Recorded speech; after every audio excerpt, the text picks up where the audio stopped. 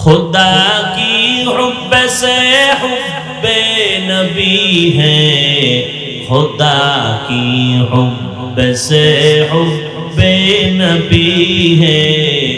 कुल इन कुंतुम तुहिब्बूना गवाहे, कुल इन कुंतुम तुहिब्बूनल्लाह फत्तबिऊनी युहब्बिबकुमुल्लाह व यग़फिर लकुम ज़ुनूबकुम वल्लाहु गफूरुर रहीम।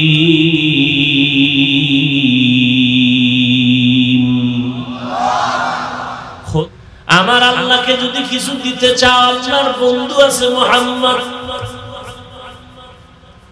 তাকে দাও, আমার আল্লাহ পেয়ে যাবেন।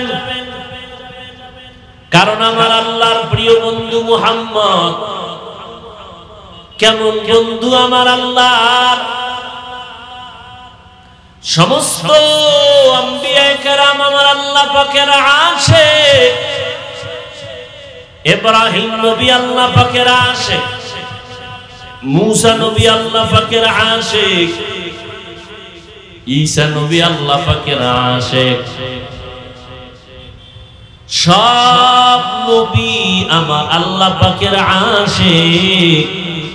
আর আমার আল্লাহ নিজে হলেন মুহাম্মদের আশিক। আল্লাহ নিজে যেই মুহাম্মদের আশিক, তার দাম কত? কোরআন শরীফে আল্লাহ সমস্ত নবীদের নাম ধরে ডেকেছেন। আমার আপনার নবী, রহমতের নবীর নাম ধরে আল্লাহ কখনো ডাক দেন নাই। ইয়া ঈসা ইবনে মারইয়াম, ইয়া মূসা, ইয়া ঈসা, ইয়া নূহ ওয়া নাদাইনাহু ইয়া ইব্রাহিম। আল্লাহ সব নবীদের নাম নিয়েছেন। পৃথিবীর শ্রেষ্ঠ কিতাব, পবিত্র কিতাব, নির্ভেজাল কিতাব কোরআনুল কারীম। আমার নবীকে যতবার আল্লাহ সম্বোধন করেছেন, নাম ধরেন নাই, সম্মানের শব্দ উপাধি ধরে ডেকেছেন। তাহা, ইয়াসিন, আমার নবীকে উপাধি ধরে ডাকলেন। খাতামুন নবীন বললেন, রাহমাতুল লিল আলামিন বললেন, বাশীরা ওয়া নাযীরা বলে ডাকলেন। আমার নবীর এত সম্মান। ঈসা নবীও আল্লাহর রাসূল, মুসা নবীও আল্লাহর রাসূল, ইব্রাহিম নবীও আল্লাহর রাসূল। আপনার আমার নবীও আল্লাহ পাকের রাসূল। কিন্তু মুসা নবীকে আল্লাহ কখনো রাসূলুল্লাহ বলেন নাই। মুসা কালিমুল্লাহ, ইব্রাহিম খলিলুল্লাহ, ঈসা রূহুল্লাহ। আর আমার নবী মুহাম্মদকে বলেন মুহাম্মদ রাসূলুল্লাহ।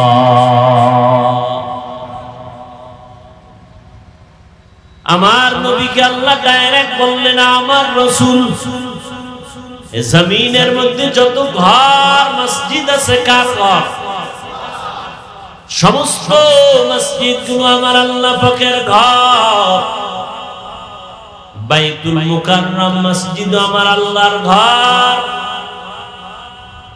জমিনের মধ্যে সমস্ত মসজিদ আমার আল্লাহর ঘর। কিন্তু মক্কা নগরীতে যেই ঘর আছে, আল্লাহ এটাকে ডাইরেক্ট বলেন বাইতুল্লাহ। এইজন্য এটার দাম এত বেশি বেড়ে গেল। বাইতুল মুকাররম জাতীয় মসজিদের দিকে কেউ তাকাইলে কোনো সওয়াব হবে না, কিন্তু মক্কা নগরীর বাইতুল্লাহ আল্লাহর ঘর, যতবার তাকায় থাকবা ততক্ষণ সওয়াব লেখা হবে।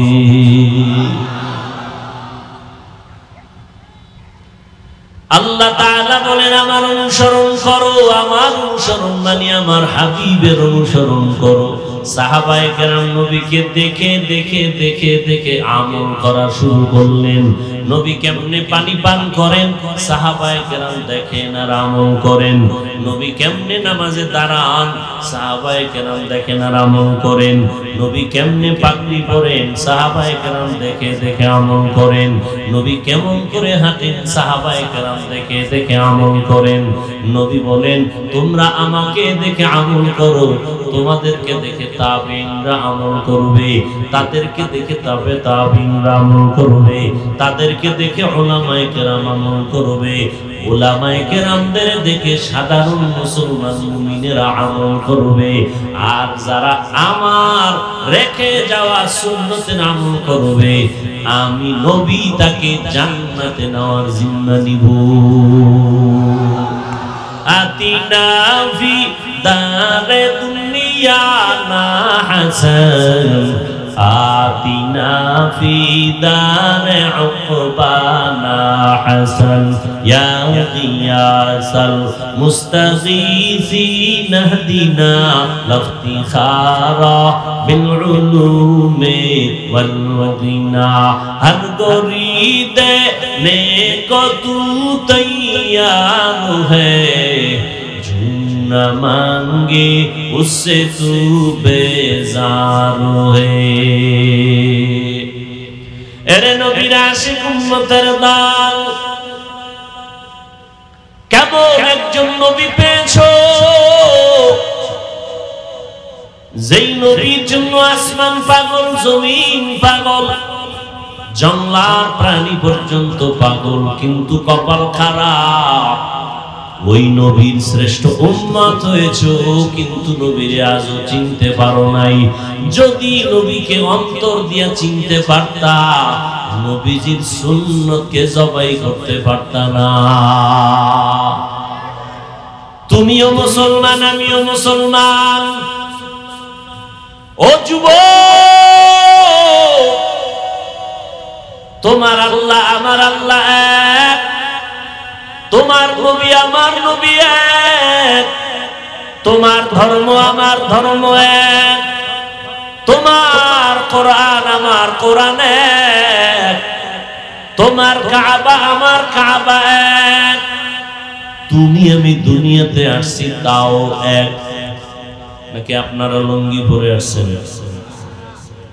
বিদায় বেলা তিনটা সাদা কাপড় হবে তাও এক। আমি বক্তা হিসাবে একটা কাফন বাড়াইয়াও কেউ দিবে না, আপনি গরিবের সন্তান হিসাবে একটা কাফন কেউ কমাইয়াও দিবে না। সবার বেলায় তিনটা কাফন, কালার হবে আলাদা। কথা বলেন না কেন?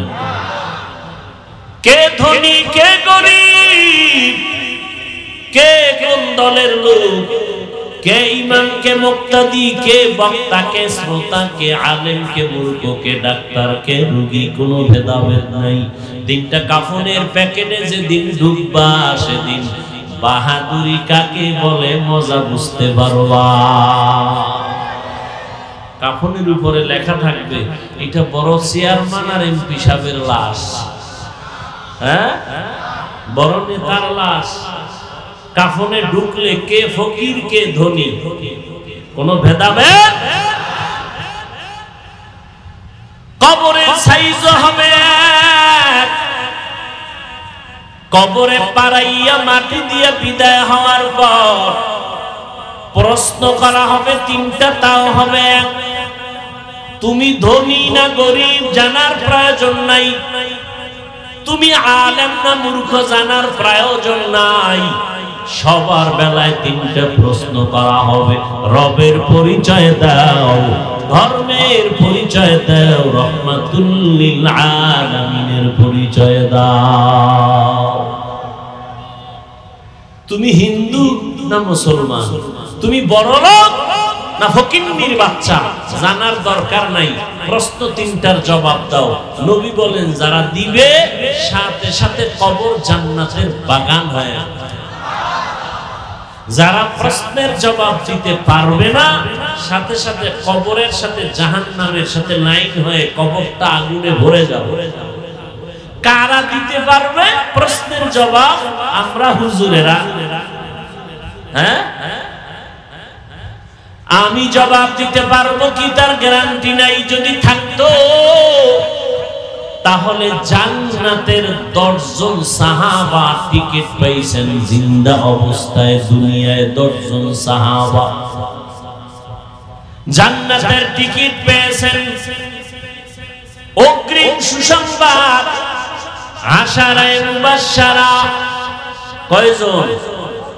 জোরে বলেন। কি খারাপ লাগতেছে না? কিছু কপাল পরা দেখবেন ঘন্টাকে ঘন্টা বয়ান শুনে মোনাজাত দিতে রাজি না। 5 মিনিট বসে মোনাজাত দিবে, ধৈর্য হয় না। আর হবে কিভাবে? হেদায়েতের মালিক কে? আবু জাহাল 13 বছর নবীকে দেখলো, বয়ান শুনলো, কালেমা হাতের মুষ্টিতে পাথর নিয়ে কয়, মুহাম্মদ যদি বলতে পারো কি আছে নবী মানবে। নবী বলেন আমি বলতে জানি না। কেন? বলে আমি গাইবের মালিক না। গাইবের মালিক কে?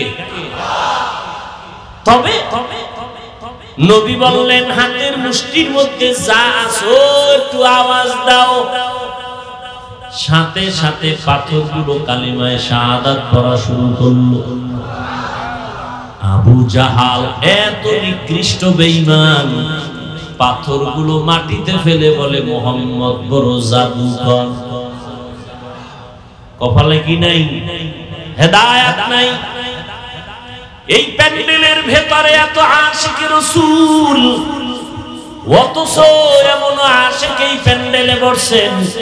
আজকে ফজরের নামাজ পড়েন নাই, যোহর পড়ে নাই, আসর পড়ে নাই, মাগরিব পড়ে নাই, এশাও পড়ে নাই। আছে না নাই? তুমি মোনাজাত দিলেও কি না দিলেও কি, তবে দিলে কপাল খুলতে পারে। কারণ একজনের আমিন কবুল হলে সবার গুনাহ মাফ। তবে কপালে যার জুতা, ও মোনাজাত দেওয়ার কপাল পাবে না। ও কোনো না কারণে আল্লাহ যদি ওর কপালে আগুন লাগায় রাখে, ও মোনাজাতের আগে ভেঙে যাবে। কপালে মোনাজাত নেই।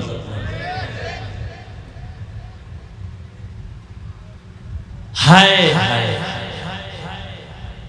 সারাটা রাত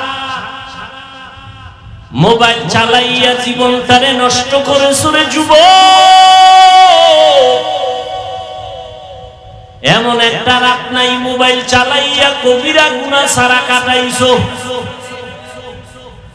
মোবাইলের গুনার কারণে চোখ দুইটা বন্ধ করে দেখ, তোর চোখ না পাক, তোর জিহ্বা না পাক, তোর অন্তর না পাক, তোর হাত না পাক। শুধু কি তাই? একটু স্বাস্থ্য পরীক্ষা কর মেশিনের মধ্যে গিয়া। ডাক্তার বলবে তোর হার্টের পার্সেন্ট দুর্বল হয়ে গেছে, কিডনির পার্সেন্ট দুর্বল, চোখের পাওয়ার দুর্বল। দোয়াই মুসপর, না জানি কখন আজরাইল এসে হাজির হয়ে যায়। কারণ এখন যত মরণের লাশের খবর দেখি, অধিকাংশ যুবকের লাশ। জিন্দেগি মে বন্দগি তু করনা হে, जिंदगी में बंदगी तू करना है, जिंदगी बे बंदगी शर्मिंदा है, जिंदगी बे बंदगी शर्मिंदा है।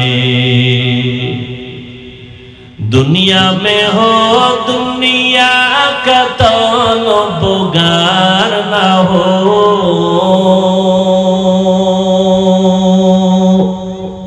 बाजार से गुजरो हो खरीदार ना हो। ये दुनिया एक मिसले कागज फूल है, ये दुनिया एक मिसले कागज फूल है, जिंदगी में बंदगी तू करना है, जिंदगी बे बंदगी शर्मिंदा है, जिंदगी बे बंदगी शर्मिंदा है। ওই আরেক কপাল পরা কি নিয়ে ঘুরতেছে, কপাল পরা আল্লাহর বান্দা, তোমার বেচারার জায়গা নেই। ওয়াজের ফ্যান্ডেল আইছো ধান্দাবাজি করতে না, খাওয়ানোর জন্য দোকানওয়ালারা আপনাদের মাইক লাগায় ডাকতেছে, ঠিক নেই? বিছানায় ঘুমানোর জন্য ম্যাডাম বালিশ নিয়ে অপেক্ষায় আছে, ঘুমাইলে হ্যাঁ যাও, খাইলে দোকানে যাও। এটা তো খাওয়ার জায়গা, এটা গুনাহ মাফের জায়গা, এটা কান্নাকাটি করার জায়গা, এটা তওবা করার জায়গা, এটা কপাল খোলার জায়গা। বুঝো না কিছু? বানসারামপুর থানার ওসি এক আসামিরে দইরা থানায় নিয়ে এমন ভিড়া দিছে, চিৎকারের আওয়াজ আছে, চোখে পানি নাই, হারাম। আর ওয়াজের প্যান্ডেলে আল্লাহ ওয়ালারা ওয়াজ করে, 200 হাত দূরে বৈশা এক যুবক হাউমাউ করে চিৎকার দিয়ে কাঁদে। বুঝো কিছু? থানায় নিয়ে আসামিরে বেত্রাঘাত করে, চোখে পানি আসে না। আর ওয়াজের প্যান্ডেলে হুজুর ওয়াজ করে, 200 হাত দূরে বৈশা যুবক চিৎকার দিয়ে কান্না করে। বুঝো কিছু?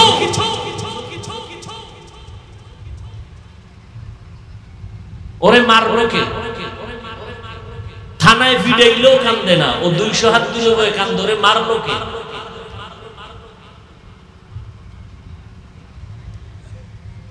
কপাল করতে 1 সেকেন্ড লাগে না, কপাল তৈরি হতে 1000 বছর লাগে। তুমিও মুসলমান, আমিও মুসলমান, তোমার ধর্ম আমার ধর্ম এক, আল্লাহ এক, নবী এক, কোরআন এক, কাবা এক, হবে এক, আলাদা কেন? হয়তো সবাই শার্ট প্যান্ট টাই লাগাও, না হয় সবাই মদিনার পোশাক লাগাও, আলাদা কেন? নামে মুসলমান, কামে বেঈমানের গোলাম হয়ে গেছে। তোমারে বয়ান কইরা পাও দইরা বুঝাইতে হয়, কারণটা কি? তুমি না মুসলমান, তুমি না আল্লাহ মানো, নবী মানো, পাও দইরা বুঝাবো হিন্দুদেরকে, খ্রিস্টানদেরকে, কাজে লাগবো।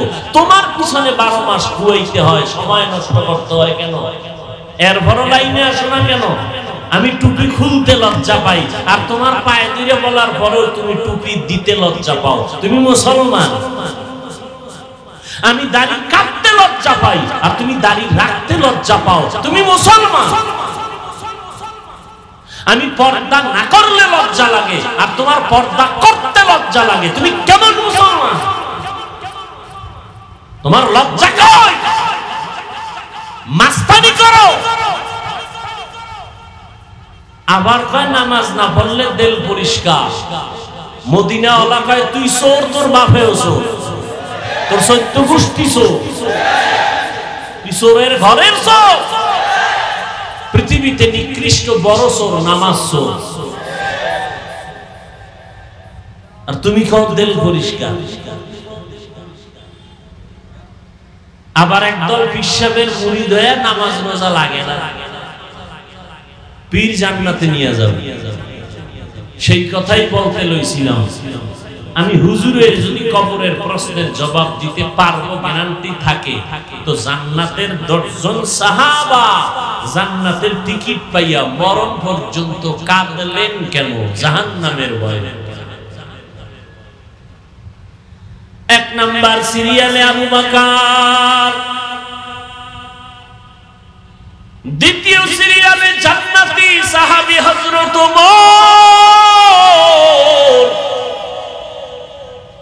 তৃতীয় সিরিয়ালে জান্নাতি সাহাবী হযরত ওসমান, চতুর্থ সিরিয়ালে জান্নাতি সাহাবী হযরত আলী। 4 খলিফার জীবনী পড়ো, কিনার মতো টাকা না থাকলে মোবাইলে ডাউনলোড করো, 4 খলিফার জীবনী লেখা সার্চ দাও, চলে আসবে। আবু বকরের ইতিহাস পড়ে দেখো, আবু বকরের দাম কত। আমি সারাটা রাত যদি আবু বকরের জীবনী বলি শেষ হবে না। কেমন আবু বকর সিদ্দিক রাদিয়াল্লাহু তাআলা আনহুর কলিজার মেয়ে হলো আয়েশা রাদিয়াল্লাহু আনহা। যে আয়েশা রাসূলের স্ত্রী, যে আয়েশা রাদিয়াল্লাহু আনহার 6 বছর বয়সে আমার রাসূলের সাথে বিবাহের বন্ধন হলো। 9 বছর বয়সে আম্মা জান আয়েশাকে নবীর ঘরে নিয়ে গেলেন। বাংলার জমিনে দাঁড়াইয়া এক বেঈমান মানুষরূপী কুত্তা, নাম কি? বেঈমান, নাস্তিক, আসাদ, নামগুলো কেমন চমৎকার। হাসানুল হক ইনু, নাম কত সুন্দর। এরপরে হুমায়ুন আজাদ, আহমদ শরীফ, আছে না নাই? কিন্তু এগো চরিত্র এত খারাপ যে পশুকেও হার মানায়। তাসলিমা নাসরিন, কত সুন্দর নাম, কিন্তু পৃথিবীর নিকৃষ্ট বেশ্যা।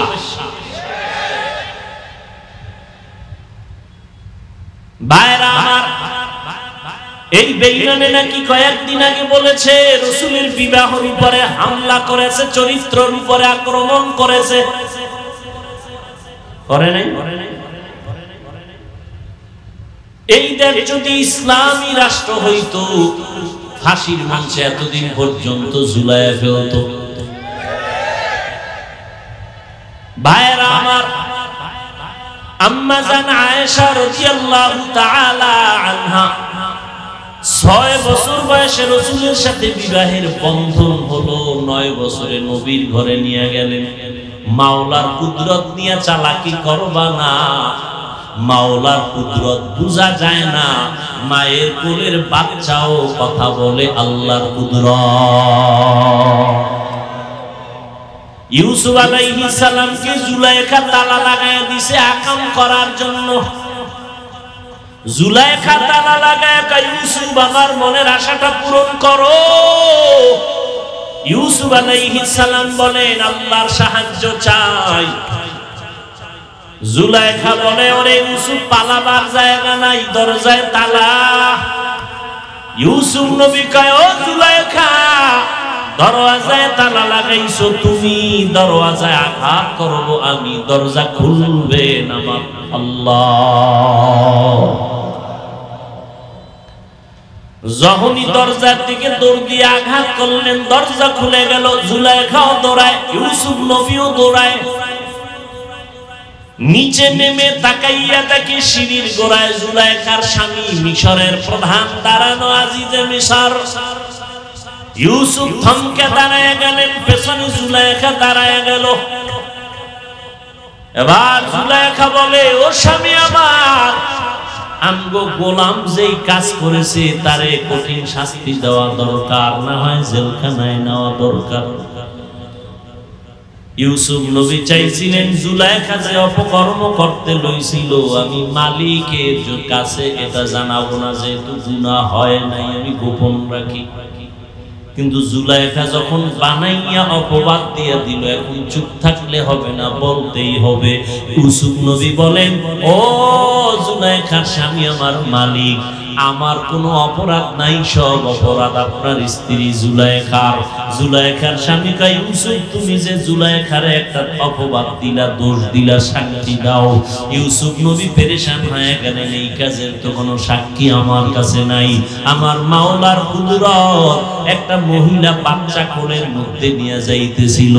ইউসুফ নবী ডাক দিয়া কয়, আমি সত্যবাদী না মিথ্যাবাদী, সাক্ষী হলো এই বাচ্চা। কোরআনের আয়াত। জুলাইখার স্বামী বলে, ইউসুফ এমন একটা বাচ্চারে সাক্ষী বানাইলা, কথা বলতে পারেনি। ইউসুফ নবী বলে, আপনি প্রশ্ন করেন, পারে না, না পারে মাওলার কুদরত। জুলাইখার স্বামী যখন প্রশ্ন করলো, বাচ্চাটা ডাইরেক্ট যদি বলে দেয় ইউসুফ নির্দোষ, তাহলে এটা মানবে, কারণ যেই বাচ্চা কথা বলতে পারে না সে যেহেতু কথাই বলছে এটা সত্য। কিন্তু বাচ্চাও এমন ভাবে কথাটা বলছে যেন কোনো দোষ ও সন্দেহ করতে না পারে। বাচ্চাটা ইউসুফ দোষী নাকি নির্দোষ আমি বলবো না, আমি একটা স্কেল দিব, স্কেলটা দিয়া মাপ দাও, মাপ দিয়া তুমি নির্ণয় করো দোষ কার। স্কেল হলো ইউসুফ নবীর গায়ের জামাটা। বাচ্চা কয় এই জামাটার পেছন দিক দিয়া যদি ছিদ্র থাকে জুলাইখা দোষী, আর যদি সামন দিক দিয়ে ছিদ্র থাকে তো ইউসুফ দোষী। এবার আজিজে মিশর জুলাইখার স্বামী তাকায় দেখে ইউসুফ নবীর গায়ের জামাটা পিছন দিক দিয়া ছিদ্র, জুলাইখা যে ধইরা টান দিছে জামা ছিঁড়ে গেছে। এইবার জুলাইখার স্বামী বুঝতে পারছে জুলাইখার চালাকি। ইউসুফ নবী এবার চুপ হয়ে দাঁড়ায় গেলেন আর ডাক দিয়া জুলাইখার স্বামী কয় রে জুলাইখা, মহিলারা বড় নষ্ট,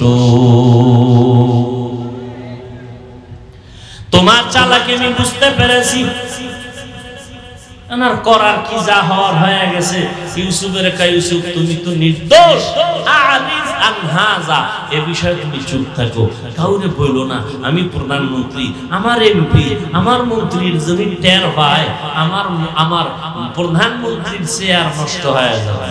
কয় গোপন রাখার উপায় কি? সব এসকাইজিতে যাই গেছে।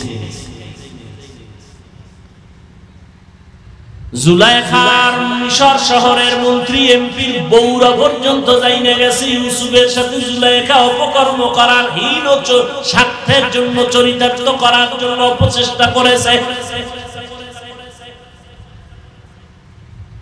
শেষ পর্যন্ত ইউসুফ নবীকে জেলখানায় দিল, কোনো দোষ নাই। ইউসুফের যদি জেলখানায় রাখি তাহলে কিছুটা ঝামেলা মুক্ত থাকবে। ইউসুফ নবী জেলখানায় চলে গেলেন আর বললেন আল্লাহ আপনার পক্ষ থেকে যা ফয়সালা হবে আমি তাই মানিয়ে নিব। ইউসুফ নবীর সাক্ষী দিল বড় মানুষ না একটা বাচ্চা? এটা কার কুদরত? আল্লাহর কুদরতের উপরে হাত লাগাবে না, তোর হাত অবসায় যাবে। আল্লাহর কুদরত,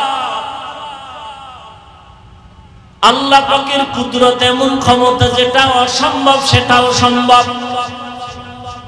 এই কুদরতের উপরে বিশ্বাস রাখার নাম ঈমান। ভাইরা আমার, আম্মা জান আয়েশা রাদিয়াল্লাহু তাআলা আনহার সাথে 9 বছর বয়সে নবী আম্মা জানকে ঘরে নিয়ে গেলেন। আম্মা জানের যখন 18 বছর বয়স হয় তখন নবী দুনিয়া থেকে বিদায় হলেন। হিসাবটা বুঝে থাকলে বলবেন আমার নবী, নবীজির ঘরে আম্মা জান কয় বছর কাটাইলেন? এই কথা নয় না কা? 9 বছর, মাত্র 9 বছর। আম্মা জানের বয়স 18। 9 বছরে ঘরে আসছেন, 18 বছরে নবী বিদায় নিলেন। 18 বছরের মাইয়া কি জানে? বিয়েই হয় না সোনার বাংলায়। আম্মা জান আয়েশা কি জানে? কয় মাত্র 9 বছরে রহমতের নবীর নেক সোহবতে থেকে 2000-এর উপরে হাদিসের হাফেজা হয়ে গেছে। আমনের স্ত্রী হইছে নি? কথা বল তো। আসার কুত্তাটা ও বুঝবে কি আয়েশা আর সাধারণ নারীর মধ্যে ব্যবধান কত? ও বেঈমান কি বুঝবে? নাস্তিকের গোষ্ঠী কি বুঝবে? ওদেরকে জুতা পেটা করে বুঝাতে হবে। কুত্তাগুলো কি বুঝবে? খায় হারাম শুয়োর, ওদের মেধা নষ্ট, ওদের রক্ত নষ্ট। 24 ঘন্টা নেশার মধ্যে পড়ে থাকে। এই বেঈমানগুলো কি বুঝবে আয়েশার মর্যাদা কত, সাধারণ নারীর মর্যাদা কত? কি বুঝবে? 18 বছরের নারী রাসূলের ঘর করলেন মাত্র 9 বছর। কয় হাজার হাদিসের হাফেজা।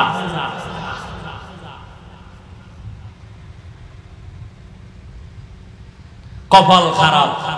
ওই যে শুরুতে বলছি নামে মুসলমান কাজে বেঈমানের গোলাম।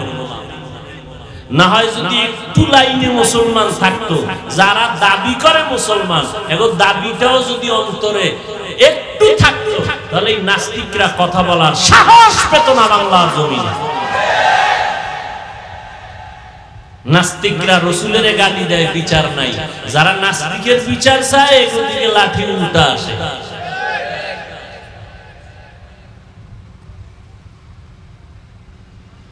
হায় হায় হায়, আমার আব্বাকে কিছু বলবা মেনে নিব, ধৈর্য ধারণ করব, কারণ আমার আব্বা জীবনের আসল না। আমি মরে গেলে আমার আব্বা আমার কবরে যাবে না। আমার পীর সাহেব কেউ যদি দুই কথা বলো আমি মেনে নেওয়ার চেষ্টা করব, কিন্তু আমার মাওলার কোরআন নিয়া, আল্লাহ নিয়া, নবী নিয়া, মাদ্রাসা নিয়া বলবা, সুযোগ পাইলে তোর মতো বেঈমানের এক সেকেন্ড ছাড় দেওয়া হবে না।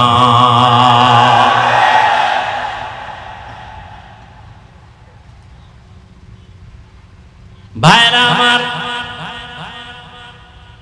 আম্মা জান আয়েশা রাদিয়াল্লাহু আনহা একদিন জিজ্ঞাসা করলেন, ও পয়গম্বর, আপনার সাহাবায়ে কেরামদের এত মর্যাদা, এর মধ্যে সর্বোৎকৃষ্ট কার সিরিয়াল? আম্মা জান মনে মনে ভাবছেন, আমার আব্বার নামটা বুঝি নবী কইব কে? আম্মা জান আয়েশার আব্বাকে নবীজি আবু বকরের নাম না কয় ওমরের মর্যাদা বেশি। কয় কেমন? কয় আকাশের নক্ষত্র যেমন দেখো, ওমরের নেক আমল আরো বেশি। আম্মা জান তো নিজেরে কন্ট্রোল করতে পারে না, আব্বার নামটা কইল না, কিন্তু কোন প্রশ্ন করে না, বেয়াদবি না জানি হয়ে যায়। রহমতের নবী। কিছুক্ষণ পর আম্মা জান বললেন, আমার আব্বা জানের খবর কি? নবী কয়, আবু বকর, তার হিসাব সম্পূর্ণ আলাদা। সারা দুনিয়ার মুমিন আর ওমর সহ সব সাহাবায়ে কিরামের আমল যদি এক পাল্লায় ওজন দাও, আবু বকরের পাল্লা ভারী হয়ে যাবে।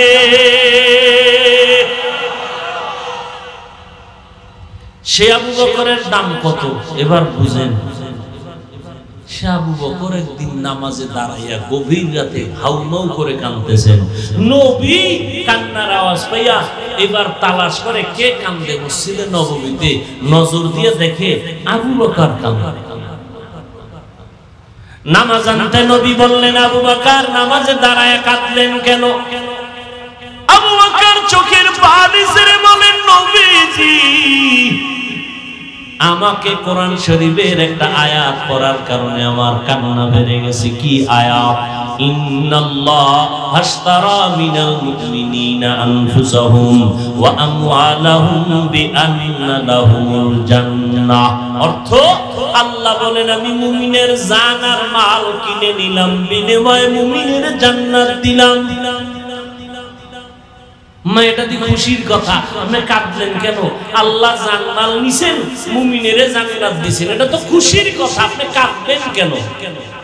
আবু বকর বলেন, ও পয়গম্বর, কান্নার কারণ আমি ব্যবসা করি, কাপড়ের দোকান দেই। আমার দোকান থেকে সকালবেলা এক মহিলা আসছিল, বহুদিন আগে আমার দোকান থেকে কাপড় কিনে নিছিল, আজকে কাপড় ফেরত দিয়ে টাকা নিয়ে গেছে। বিদায় বেলা আমি আম্মা জানকে জিজ্ঞাসা করলাম, রে মা, বহুদিন আগে কাপড় নিলেন, ফেরত দিলেন কেন আজকে বহুদিন পর? মহিলা ডেকে বলে, আগেই দিতে চেয়েছিলাম, সময় আমার হয় নাই, ব্যস্ততার কারণে আসতে পারি নাই, আজ দিয়ে গেলাম। ফেরতটা দিলেন কেন? মহিলা শুধু একটা কথা বলল, ও আবু বকর, আপনার দোকানের কাপড় আমার পছন্দ হয় নাই, এজন্য আমি ফেরত দিয়ে গেলাম। ও নবী, আল্লাহ বলেছেন মুমিনের জান মাল কিনে নিলাম, বিনিময়ে মুমিনকে জান্নাত দিলাম। এই কথা কত সুন্দর, তবে আমার আসল জায়গায় আমার চিন্তা পড়ে গেল। কিয়ামতের দিন আপনি বয়ান করেছেন বড় ভয়ঙ্কর হবে হাসরের ময়দান, যেই ময়দানে নারী আর পুরুষগুলো উলঙ্গ দাঁড়ায় যাবে। কেউ কারো দিকে তাকানোর সময় হবে না রে নবী। আপনিই তো বয়ান করেছেন সূর্যের গরমে জমিনটা তামা হয়ে যাবে, জাহান্নামের আগুনের গরম শুরু হয়ে যাবে, জাহান্নামের আগুনের চিৎকারের আওয়াজ। ও নবী, এমন কঠিন অবস্থা হবে যে নবীদের কোনো গুনাহ নাই, তারাও নাফসি নাফসি বলে কান্না শুরু করবেন, উম্মতের কথা ভুলিয়া যাবেন। ঈসা নবী কাঁদবেন আর বলবেন আল্লাহ আমাকে বাঁচাও। মুসা নবী কাঁদবেন আল্লাহ আমাকে বাঁচাও। ইব্রাহিম নবী কাঁদবেন আমাকে বাঁচাও। কোন নবী উম্মতের বাঁচাও কথা ভুলিয়া নিজের চিন্তা করবেন। ও নবী, ওই কঠিন সময় আল্লাহ তাআলা আপনার সুপারিশ পাইয়া বিচার কাজটা শুরু করবেন। বিচার কাটতে গিয়া আল্লাহ যখন আবু বকরের নামের সিরিয়ালটা নিয়ে ডাক দিবেন, আবু বকর আসামির কাঠ গড়ায় দাঁড়ায় যাবে। আল্লাহ যদি বলে আবু বকর আমি জান্নাত নিয়ে জান্নাত দিয়েছি, বলো জান্নাতের জন্য কি পুঁজি অর্জন করেছো। আমি যদি আল্লাহকে বলি আল্লাহ নামাজ পড়েছি, জান্নাতের জন্য জিকির করেছি, কোরআন তেলাওয়াত করেছি, যাকাত সময় মতো দিয়েছি, ও আল্লাহ বেশি বেশি ইবাদত করেছি, আল্লাহ যদি রাগ করিয়া বলিয়েই ফেলেন ও আবু বকর তোমার জান মাল নিয়ে যাও, আমার জান্নাত আমাকে ফেরত দিয়া দাও। আমি যদি বলি আল্লাহ কেন, আল্লাহ যদি বলেন আবু বকর যেই জান্নাত পাওয়ার জন্য আমল করেছো, নামাজ পড়েছো, কোরআন পড়েছো, জিকির করেছো, আমি আল্লাহর সে আমলগুলো পছন্দ হয় নাই। যেইভাবে নামাজ পড়লে আমি খুশি হইতাম ওইভাবে সিজদা দিতে পারো নাই, ওইভাবে রুকু করতে পারো নাই। আমি আল্লাহ যেইভাবে জিকির করলে খুশি হব ওইভাবে জিকির করো নাই। আজকে তোমার জান মাল নিয়ে তুমি জাহান্নামে যাও। ও নবী বলেন ওই সময় আমি আবু বকরের হাতে জাহান্নামের হ্যান্ডকাপ লেগে যাবে। আমাকে যখন জাহান্নামের আগুনের মধ্যে দেওয়া হবে, ও পয়গম্বর দুনিয়ার গরম সহ্য করতে পারি না রে নবী, গুনার কারণে যদি হ্যান্ডকাপ লেগে যায় জাহান্নামের আযাব আমি কেমন করে সহ্য করব। এই ভয় আমি নামাজের মধ্যে দাঁড়ায় কান্না করতেছি। ও এলাকার মুসলমানেরা, ও যুবক, ও বৃদ্ধ বাবাজি, পর্দার আড়ালের মা বোনেরা, আবু বকরের মতো বান্দা জান্নাতের টিকিট পাওয়ার পর নামাজে দাঁড়াইয়া রাতের আধারে যদি কান্না করতে পারেন জাহান্নামের ভয়, আপনার তো জান্নাতের টিকিট নাই। জীবনটা গুনায় গুনায় কাটাইয়া দিলাম, গুনার দিকে তাকাইয়া বড় ভয় পাই, মনে হয় যেন আমার মতো গুনাহগার এই ময়দানে কেউ নাই। গুনার কারণে হাত না পাক, আমার জিহ্বা না পাক, আমার অন্তর না পাক। ও যুবক, একটু চোখ দুইটা বন্ধ করে জীবনের আমলের দিকে তাকাও। তোমার আমার গুনার খবর যদি মা বাবা আপনজনেরা জানতেন, কেউ সম্মান সাথে দেখতেন না, তারায়া দিতেন, ধিক্কার জানাইতেন। আমার আল্লাহ কেমন দয়ার মালিক, হাজার লাখ গুনার পরেও আল্লাহ বেজার হয়ে পানি বন্ধ করেন নাই, বাতাস বন্ধ করেন নাই, বরং আমার আল্লাহ বারবার তওবার দরজা দিয়ে ডাকে, ও গুনাহগারেরা আয়। জীবনটা গুনায় কাটাইছো, ও বান্দা জীবনটা গুনাহ করে কাটাইয়া আজ আমার রহমতের দরজায় ফিরে আসো, নিরাশ হয়ে যেও না। ও বান্দা যদি গুনার কথা স্মরণ করিয়া এখনো তওবার দরজায় ফিরে যাইতে পারো, ও যুবক কয়দিন আর গুনাহ করবা? তোমার আমার মতো যুবক জীবনে মাদ্রাসায় পড়ে নাই, জেনারেল লাইনে পড়ুয়া, অল্প কিছু পড়িয়াও আজ ব্যবসা করে, নামাজ ছাড়ে না। নিজের অন্তরকে জিজ্ঞাসা করো, তুমি কেন পারবা না রে বাবা? তোমার আমার মতো কত যুবক র‍্যাব আর্মি পুলিশ বিডিআরের চাকরি করে, 5 ওয়াক্ত নামাজ পড়ে, তুমি কেন পারো না রে বাবা? তোমার আমার মতো যুবক স্কুলে পড়ে, কলেজে পড়ে, 5 ওয়াক্ত নামাজ পড়ে, তুমি নিজেকে প্রশ্ন করো বাবা তুমি কেন পারবা না? তোমার মতো কত যুবক নদীর মধ্যে মাছ ধরে নামাজ ছাড়ে না, বলো তুমি কেন পারবা না? তোমার মতো কত যুবক ড্রাইভারি করে গাড়ি চালায় নামাজ ছাড়ে না, বলো তুমি কেন পারবা না রে বাবা? তোমার আমার মতো কত আল্লাহর বান্দা আজকে তাকায় দেখো, ব্যবসা করে হালাল ভাবে চলে, একটা হারাম খায় না, নামাজ ছাড়ে না, নিজে কেন পারবা না রে বাবা? এখনো সময় আছে, তওবা করে নাও। ও পর্দার আড়ালের আম্মা জানেরা, বোনেরা, আপনারা নবীদের মায়ের মতো মা, সাহাবায়ে কেরামের মায়ের মতো মা, আপনাদের এত মর্যাদা আল্লাহ দান করেছেন। আপনারা আয়েশা রাদিয়াল্লাহু আনহার মতো নারী, ফাতেমা রাদিয়াল্লাহু আনহার মতো নারী, খাদিজা রাদিয়াল্লাহু আনহার মতো নারী। এরে আম্মা জান, আল্লাহ সন্তান দান করেছেন, সন্তানগুলো মানুষ বানায় কবরে যাবেন, সন্তান ইঞ্জিনিয়ার হবে, আপনার সন্তান ডাক্তার হবে, আপনার সন্তান প্রফেসর হবে, বাধা নাই, তবে আদর্শওয়ালা বানায় যাবেন। ওরে আম্মা জান, আপনার আখলাক, আপনার আদর্শ ভালো হলে সন্তান ভালো হবে। এখনো সময় আছে। আপনার মতো কত নারী 5 ওয়াক্ত নামাজ পড়ে, স্বামীর খেদমত করে, স্বামীর মাল হেফাজত করে, বেপরদায় চলে না, নামাজ ছাড়ে না, কোরআন তেলাওয়াত বন্ধ করে না। আপনি কেন পারবেন না? আল্লাহ তওবার দরজা খুলে রাখছেন। এখনো যদি পারেন তওবার নিয়ত করে ফেলেন, মনে মনে আল্লাহকে বলেন, ও আল্লাহ জীবনভর গুনাহ করেছি, আর গুনাহ করা এখনো সময় আছে, তওবা করে নাও। মনে মনে আমার আল্লাহকে ডাকো, আয় আল্লাহ জীবনে আর নামাজ ছাড়বো না, বেপরদায় চলবো না, মা বাবাকে কষ্ট দিয়ে গুনাহগার হব না, নবীর তরিকার বাহিরে চলবো না, আর উলামায়ে কেরামের বিরোধিতা করব না, দেশ ও জাতির বিরুদ্ধে ষড়যন্ত্র করব না। দুনিয়াতে সূর্যের গরম সইতে পারি না, গুনাহগার হইয়া কবরে গেলে জাহান্নামের আগুন কেমনে সহ্য করবারে বাবা?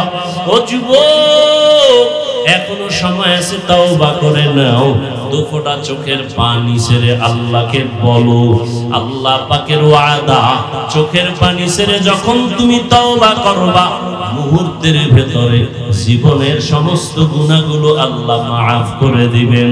তবে এটাও সত্য কথা, শুরুতে বলেছিলাম 13টা বছর আবু জাহাল আমার নবীকে দেখলো, বয়ান শুনলো, কপাল খারাপ, কালেমা পড়লো না। এই জমিনের মধ্যে আবু জাহালের মতো শক্ত অন্তরওয়ালা কিছু মানুষ থাকবে, হাজারো বয়ানে তাদের দিল নরম হবে না, বরং প্যান্ডেল থেকে বের হয়ে বিরোধিতায় নেমে যাবে। আবার একদল মানুষ এই জমিনে থাকবে, ওমরের মতো অন্তর, গুনাহ অন্তর নিয়ে প্যান্ডেলে ঢুকবে, দিলটা নরম করে তওবা করবে, চোখের পানি ছেড়ে আমার আল্লাহর কাছে ক্ষমা চাইবে। ও আল্লাহ, আর নামাজ ছাড়বো না, বেপরদায় চলবো না, মা বাবাকে কষ্ট দিব না, নবীর তরিকার বাহিরে চলবো না। ও আল্লাহ, আজকে থেকে সুন্নত অনুযায়ী জীবনকে চালাবো। এইভাবে তওবা করনেওয়ালা কিছু মানুষ জমিনের মধ্যে থাকবে, গুনাহ নিয়ে ময়দানে ঢুকবে, গুনাহমুক্ত হইয়া ময়দান থেকে বের হয়ে যাবে। ও আল্লাহর বান্দারা, ও বৃদ্ধ বাবাজিরা, এখনো তওবার সময় আছে, তওবা করে নেন। এই চোখের সামনে কত লাশ কবরের মধ্যে রাখলাম, কোন দিন কার মরণ হবে জানা নাই। আল্লাহর কাছে খাঁটি অন্তরে তওবা করার যদি নিয়ত হয়, গলায় ছুরি আসবে, মরে যাব, হায়াতের মালিক আল্লাহ, মৌতের মালিক আল্লাহ, ইজ্জতের মালিক আল্লাহ, আর কোনদিন নামাজ ছাড়বো না, গুনাহ করবো না, বেপরদায় চলবো না, উলামায়ে কেরামের পরামর্শ নিয়া, মা বাবার দোয়া নিয়ে চলবো। এরকম তওবা করার যদি কারো অন্তর তৈরি হয়, মুনাফিকি অন্তরে যদি না থাকে, খাঁটি তওবার নিয়তে দুটো হাত আমার আল্লাহকে দেখায়া দেন। আয় আল্লাহ, হাতগুলো কবুল করে নেন, তওবা কবুল করে নেন, তওবার উপরে মজবুত হইয়া চলার মতো তৌফিক দান করেন। আমিন। আলহামদুলিল্লাহি রাব্বিল আলামিন, والصلاة والسلام على سيد الأنبياء والمرسلين وعلى آله وأصحابه أجمعين يا أرحم الراحمين يا أرحم الراحمين يا أرحم الراحمين رب ارحمهما كما ربياني صغيرا اللهم إنك عفو كريم تحب العفو فاعف عنا اللهم إنا نسألك رضاك والجنة ونعوذ بك من سخطك والنار اللهم إنا نعوذ بك من البرص والجنون والجذام وسيء الأسقام উদয়ার মালিক গুনার বোঝা নিয়ে আমরা হাত তুলেছি, মেহেরবানি করে আমাদের জীবনের গুনাহগুলো মাফ করে দেন আল্লাহ। আজকের মাহফিল কবুল করে নেন আল্লাহ। আয়োজনকারী সহযোগিতাকারীদের কবুল করে নেন। আয় আল্লাহ, এলাকার ঘরে ঘরে সুন্নতের বাতি জ্বালায়া দেন, সারা দুনিয়াবাসীকে মাফ করে দেন, বাংলাদেশ শান্তির দেশ বানায় দেন। আয় আল্লাহ, প্রশাসনিক ভাবে যারা কাজ করে দিনদার বানায় দেন, জনপ্রতিনিধির দায়িত্বে যারা দিনের খাদেম বানায়